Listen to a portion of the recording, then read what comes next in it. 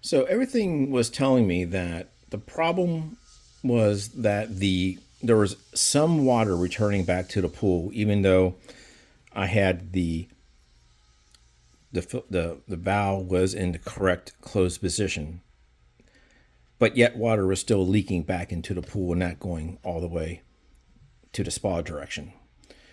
And what I found out after I took off the actuator, took off the valve, and I was able to actually pull the diverter,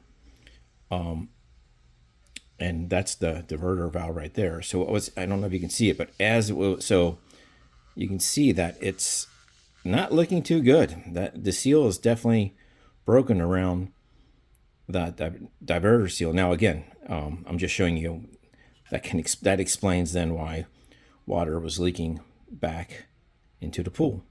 So I'm going to go ahead now and show how I went ahead and actually fixed it.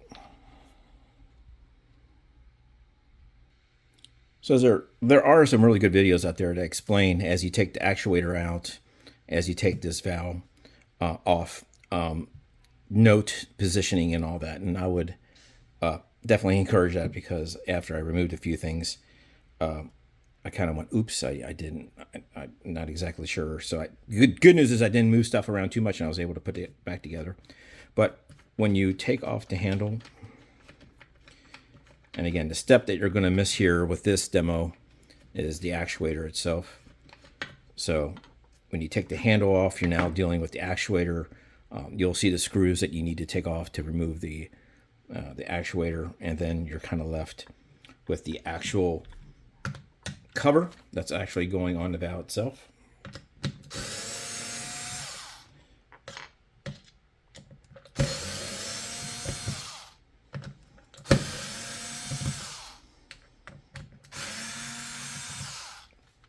Now, in the demos that I saw, or the videos, well,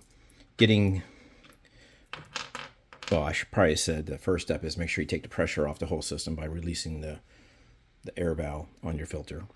But even that, still, it gets a little tough to pry this guy off. So expect to maybe get a very small, flat head screwdriver, and I'm even having a little trouble now getting it off.